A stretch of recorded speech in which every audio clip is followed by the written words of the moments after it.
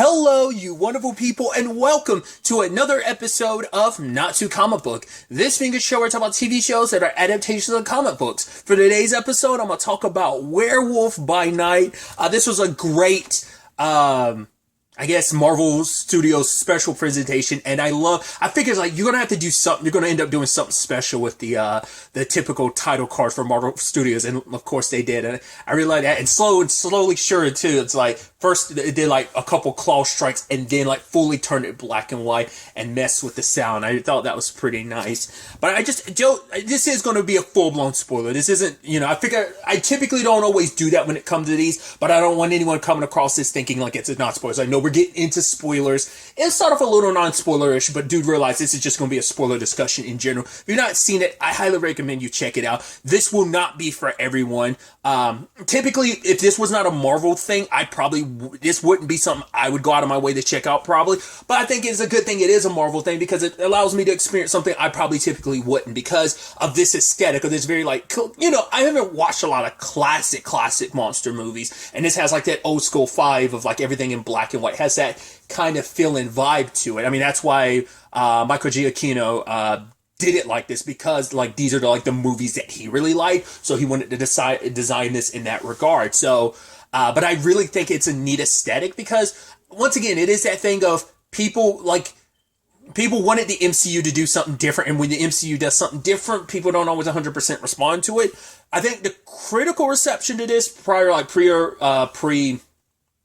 it actually getting released, like, I guess anyone who got early screeners for it has enjoyed it, but that might be the critics. I'm curious to see what what the average fan base person is going to feel about it. I mean, it is a one-off thing. It's like 50-some minutes. It's not like it's a series, but once again, I just thoroughly enjoyed the aesthetic, and it feels like it might answer some questions about, these supernatural have always been here in this world, and I even love that. It's like, oh yeah, in the world that kind of knows heroes and it's Marvel's, there's always been this side of things that like the humans have dealt with, but it's never really bubbled to the surface. Cause I think that'll probably be their way of dancing around obviously vampires can hide in modern days. So that's how you get around they've always been here. Just people probably just associate some of the murders that have happened here and there throughout history as just this is some serial killer, not realizing it was vampires, because, that's what the hunters are for. It's just generations of people hunting these monsters. So they probably kept kind of a population check on monsters, so that's probably why the general world doesn't know about it, despite there being all these superheroes and stuff. And I think going forward, that supernatural element of the world is going to become a lot more pronounced, and it's going to be a little bit more widespread and known. At least that's how I kind of feel about it. But I think that's going to be how they dance around, the supernatural stuff didn't just pop out of nowhere. Maybe they'll make it that there isn't a reason for it, but I feel like this was an explanation of it's always been there. It's just that side of that world has always been there. You just didn't realize it because a lot of them are just like humans sometimes on a regular basis, so they just kind of hide what they are. Because it does seem like the Bloodstone is able to reveal what they are. I guess unless you catch them in the act of what they are, in the middle of them as a monster hunting and stuff like that. Because I think that's why Jack was looking around at all the trophies that had been captured before, because it's these are the people, these are the ones who maybe the Bloodstone revealed what they were and ended up getting killed. They weren't being reckless, they were forced to show what they were even when they were in hiding, and even thinking maybe I'm going to end up on this trophy as a trophy next. Maybe that's what that was. But that was so interesting. Jack in particular coming in the middle of all this that. I wasn't expecting that an interesting twist, because I knew he was a werewolf, but I thought maybe something during this situation would turn him into a werewolf, or we don't know if that's a family heritage thing. Has he always been a werewolf? Is he because the thing is, because he says he is human, so maybe he got cursed, or is it because some storylines with werewolves, it will make it a pure blood thing, or maybe it is a curse thing, or it could be a combination of the two. It could be it's always been inside of you, just the curse needs to be awakened. Kind of like the Vampire Diaries, how they handle werewolves in them, because werewolfism is a spell. It's magic based, and it's just a curse on particular bloodlines, and it gets passed from generation to generation. Like everyone's a werewolf. They're human until they activate their curse and become a werewolf, but it's always a part of them. So obviously, we didn't get to spend enough time to really know Jack's circumstances, but he does hint about his family. He's like, right, family is like, you kind of can't choose them. You know, your family's kind of always with you. You know, and like, even when you have to save their ass, referencing Man-Thing, aka Ted, which I love that. It's like, call him by his real name. And it's like, what is that? And it's Ted. And Elsa's like, Ted. Giant swamp monster thing, Ted. I love it. And I know nothing about Man-Thing, but I think people have kind of explained it's essentially kind of like the equivalency of like Swamp Thing. If you're more familiar with Swamp Thing, then I guess, except like Swamp Thing's a thing that has a human consciousness, whereas Man-Thing is just Man-Thing.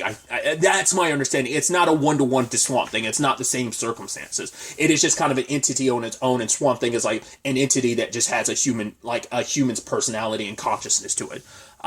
It's basically nature personified with just a human's consciousness. Either way, tangents and all that aside, the fact is, like, but like I said, when he showed up and he's like, oh, like, apparently he's got over 100 confirmed kills. I'm assuming, like, every time he was supposed to kill a monster, he let it go, but he faked his death. Like, oh, that's one less monster. Oh, I've got over 100 kills. I'm like, you probably made yourself super suspicious by giving yourself such a big time number. But I guess it's like, right, maybe it is kind of like, well, I've saved that many monsters, so it kind of equates. But it could also be like, the more he spreads of his legend, the more he gets invited to stuff like this and be around other hunters to kind of save the day. He only showed up here to save Ted because he knew Ted was the captured monster. So, but what's also interesting too, obviously the Bloodstone not only reveals what they are, it also weakens them, because that was the whole sport of it.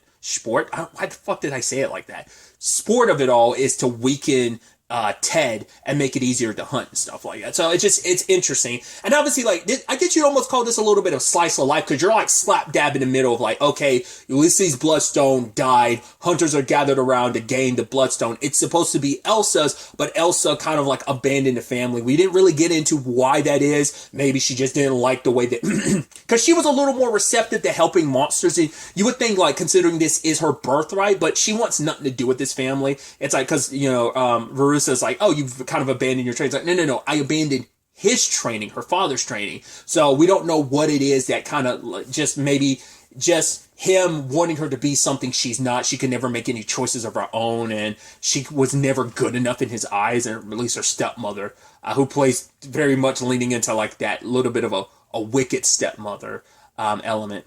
Also, I did not realize this during the trailers. It wasn't until like other people pointed out who that was, and obviously I now know it's like Laura Donnelly plays. Because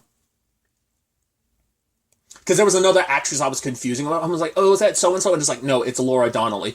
To anyone that's I haven't seen everything she's ever done in, but the most recent thing I ever saw her in is The Nevers. She's one of the leads in The Nevers, and I was like, oh, right. As like now I looked, I was like, oh, why didn't I was like wondering why she looked so familiar. Like I said, I was confusing her with a different actress. But I was like, oh, that's super dope. Which still unclear when the hell part 2 of season 1 of The Nevers is coming out. Either way.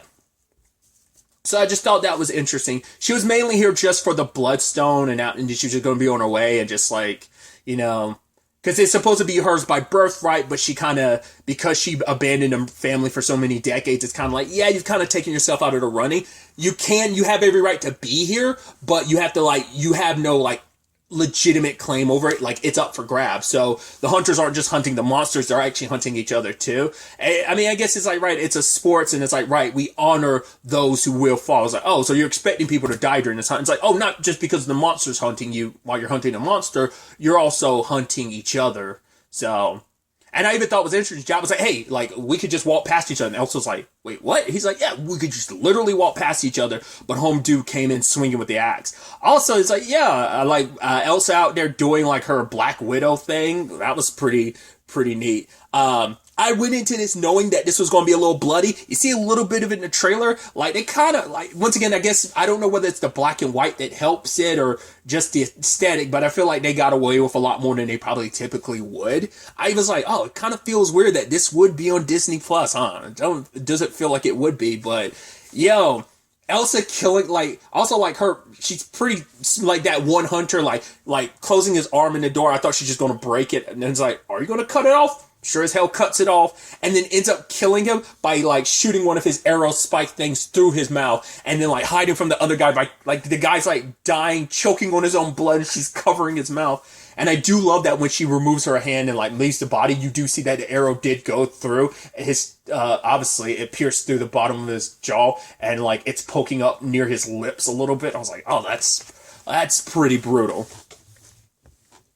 But Jack and Elsa came to an understanding, like, right, we're in this together. You help me free my friend Ted. You can have the Bloodstone. We're going to be good. We're even. And because she's not really sure she can really trust him, but it's like, yo, I get it. Like, family issues. Like, because he's like, right, it's in your DNA, right, to be a Bloodstone, but you kind of want nothing to do with all this. Once again, we don't really know why, but, you know. And I love that. I am curious how people are going to feel about it because it has the typical Marvel humor. The reason why I bring that up, because for whatever reason, that's an issue for a lot of people, that it's a thing in the MCU that it's jokey and stuff. Like, I guess because like not everything lands for people, but I'm like, everything has an infusion of humor, no matter what. It's not even just a Marvel thing. Like, plenty of DC stuff has humor sprinkled in it, but I guess it's like because it's become such a big part of the Marvel thing, I guess maybe that's why people have such a issue. Either way, I was like, oh, I'm curious because with all this aesthetic, will people have an issue that it's still Marvel jokey? I don't. I really like that. But the fact is that he bumbled it. He's like, okay, I'm supposed to be activating this device. How do I, oh crap, I turned it on, run towards the wall that she told me to go to, and he's trying to throw it, and it doesn't stick. He's like, all right, damn it. And then he just places it. It explodes. Ted gets away. Cool, it's all Gucci. Sadly, Jack gets captured. And he's like, well, don't worry about it. You know, I am still human. That is what I think is such an interesting thing, that I wonder, was Jack speaking specifically for his circumstances, or was he also talking about other creatures? Because once again, Man-Thing seems to be just straight up Man-Thing. It doesn't seem like there is a human element to, I shouldn't just be calling him a Man-Thing. I should be calling him Ted.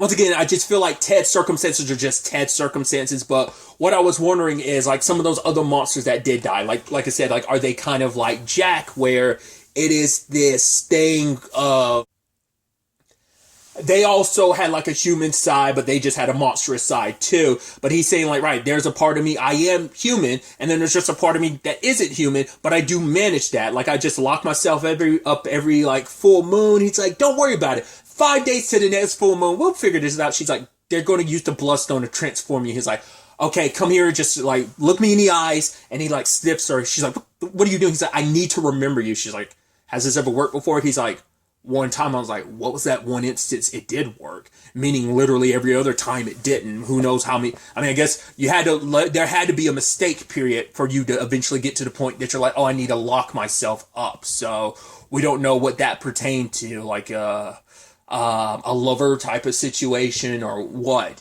But either way, they believe they are, like, I guess, like, giving you a mercy by killing, because he's like, right, if you're going to kill me as me. I don't want to basically be that, because for him, I guess it's almost like, you know, because there's a whole conversation about how Jen has a little bit more of her control. She is able to maintain herself even when she's She-Hulk versus Banner, who became a completely different being. It like, obviously, Jack's more of a, he's more Bruce Banner than he is Jennifer Walters in that regard, because this other side of himself, he's like, no, I'd rather die as me, because I want to be able to die as me and, you know, let that be me, like, because he's also like, right, if you let me transform, there will be no mercy. They're like, oh no, but we're kind of giving you a mercy by not only killing you and I guess freeing you of what you are, but also sparing you from the world and all the innocent people that you've ever killed. It's like, well, Jack probably has killed people before, like, you know, they're growing pains with being a werewolf and probably just a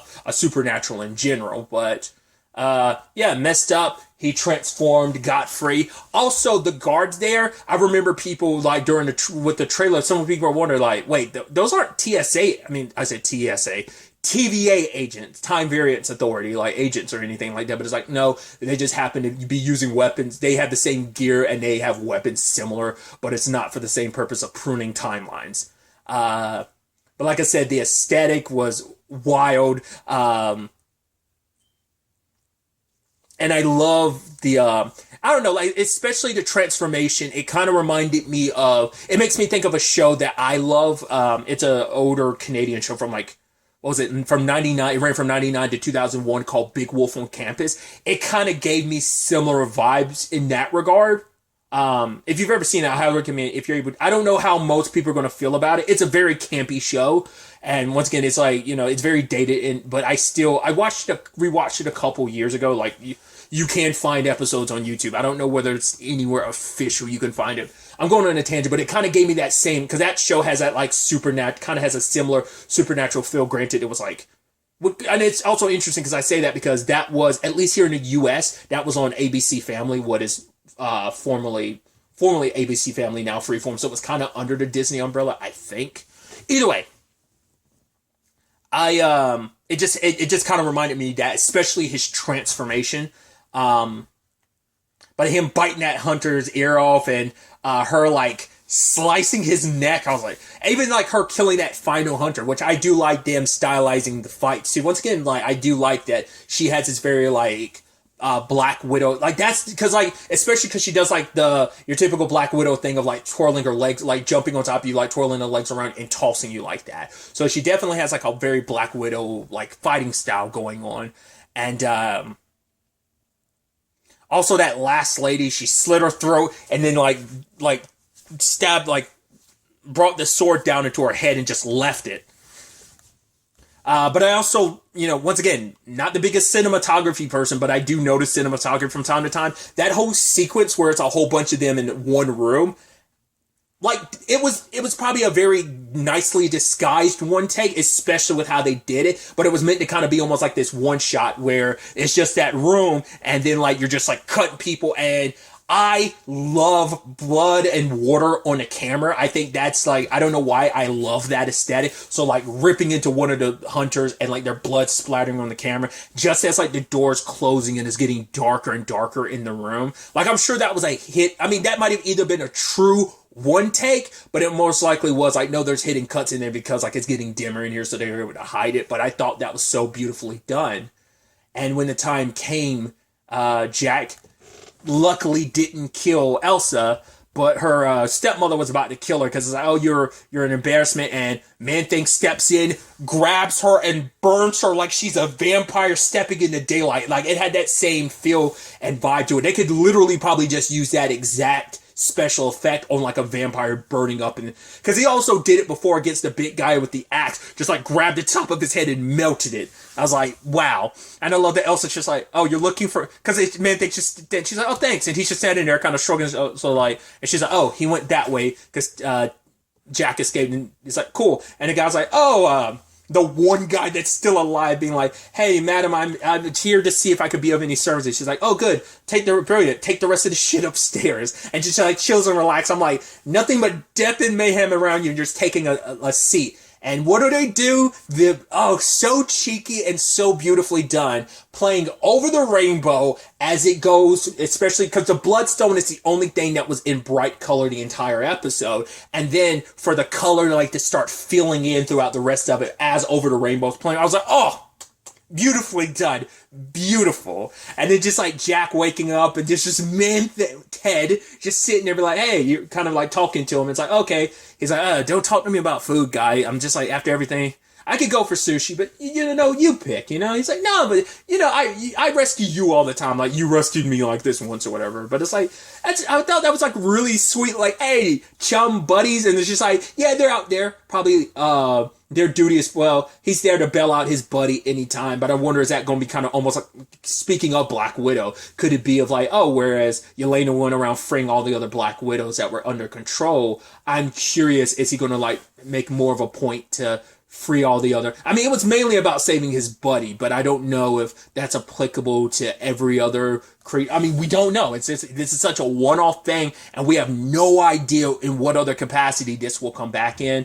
Once again, there was talk that there was going to be a Blade cameo in this, but just because like the scheduling didn't line up with Mahershala, sadly, I'm curious like what that would have been like in what capacity. Once again, I mean, I guess kind of fill out the more thing of like, yeah, there's probably just like I wonder because of the Eternals element of it, would he actually like popped up, when we heard his voice again, when we just gotten a look, like what that would have looked like, and once again, what capacity he would have been in this. It probably wouldn't have been a big part. Maybe he would have showed up at the very end and talked to, like, yeah, I heard about what happened. Like, oh, looks like you had a rough time here. She's like, yeah, it is what it is. So I don't know if Elsa, now that she has the Bloodstone, is she going to continue the family legacy? What she wants now that it's kind of on her,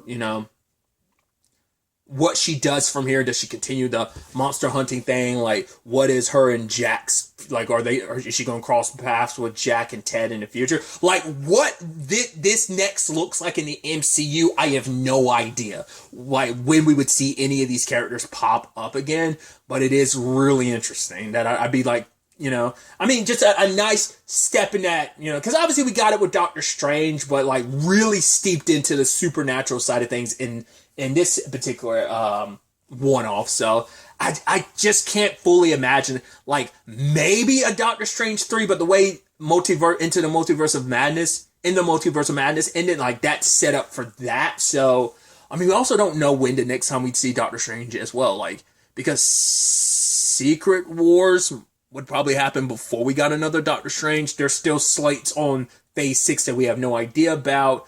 I guess there could always be little pop-ins in 5. I don't know. I'm also curious. I would love them to do more one-offs like this too. I think it'd be really interesting, because there were, like, with those like Marvel one-shots and stuff like that. That could be their way of continuing that just on a bigger scale, giving, like, because there's supposed to be this.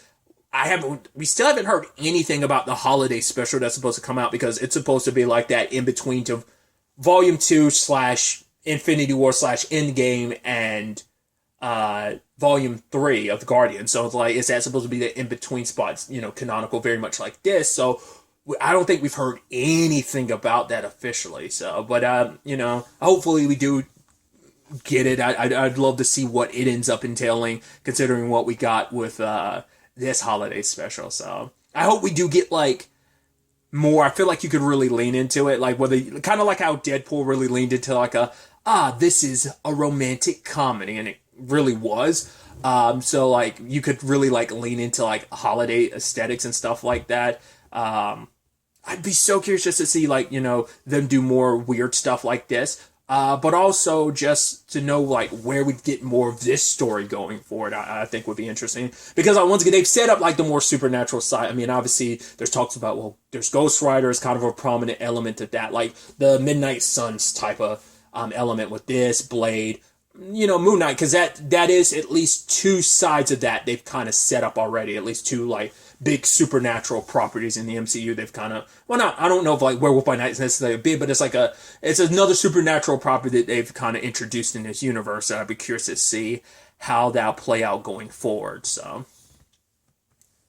but I mean, once again, I thoroughly enjoy this. I could totally understand if this was not anyone else's cup of tea. Once again, if it wasn't MCU related, it probably wouldn't be mine. Just because I probably don't watch older things that kind of have this, as people could it, but as I put it earlier, that classic monster movie fill-in vibe, as other people refer to it, like that grindhouse type of vibe. But like I said, I still thoroughly enjoyed it.